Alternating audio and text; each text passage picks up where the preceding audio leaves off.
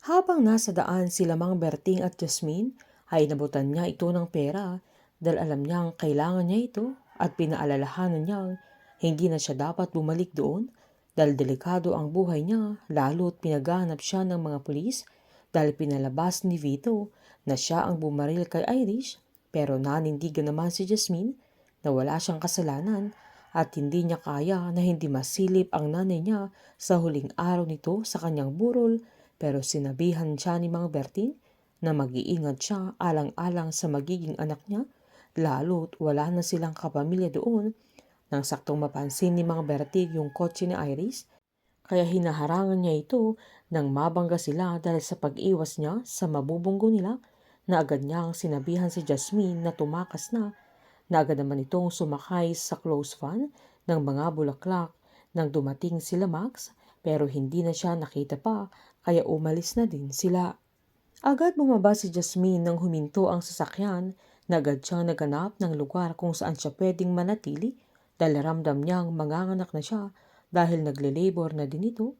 Nasakto namang tumawag si Harry kila Iris na papunta na sila Max kung saan namataan si Jasmine. Pinuntahan naman ni Iris si Inspector Sandro para makibalita sa kasong sinampa nila kay Jasmine at kung nahanap nila ito na agad namang pinaliwanag ni Sandro na mayroong na-hit and run sa mismong libing ni Aling Rosita na wala siyang kaalam-alam na si Iris ang may kagagawan. Giniit ni Sandro na lumalabas sa report niya na si Jasmine ang target ng mga armadong kalalakihan at may private army na humahunting kay Jasmine at sa balang na-recover nila kay Aling Rosita ay parehong bala ang na-recover nila kay Tyrone dahil si Maxine ang bumaril sa kanilang dalawa na agad sinabi ni Sandro na kung sino man ang bumaril kay Tyrone ay sila din ang humahunting kay Jasmine. Hindi naman maipaliwanag ni Jasmine ang nararamdaman niya sa sandaling nahawakan na niya ang anak niya dahil nanganak na ito. Agad niyang binalot ng tela na yakap-yakap niya habang tulog ito. Paggising niya ay nagulat siya nang wala na sa tabi niya ang anak niya kaya humagulgol ito habang naghahanap. Sabay lumabas ng saktong may isang lalaking naglilinis na sinubukan niyang humingi ng tulong pero agad siyang tumakbo nang sabihin ng lalaki na magpapatulong siya sa mga pulis. Sakto namang namimili sila Astor ng mga fresh na bulaklak na wala silang kaalam-alam na nagtago si Jasmine sa loob ng kanyang sasakyan. 10K ang binayad ni Astor sa sales lady na kahit 3K lang ang nakuha niya dahil buntis ito na agad niyang naalala ang pagkawala ng anak niya.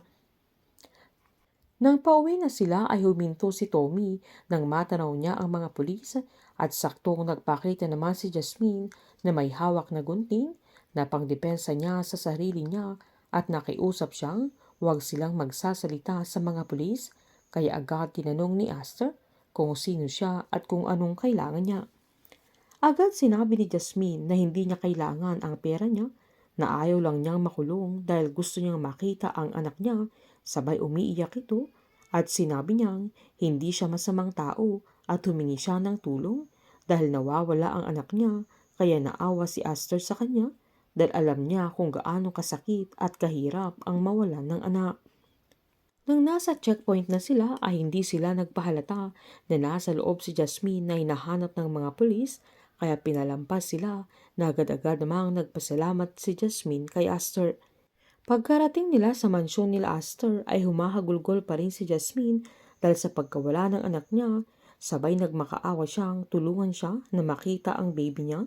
Nalangako naman si Astor na tutulungan niya ito na pinaasikaso niya kay Talia yung guest room na umangal pa ito lalo't hindi pa nila kilala si Jasmine pero wala din itong nagawa. Sa pagsagip ni Astor kay Jasmine ay magkakaroon ulit siya ng bagong pag-asa.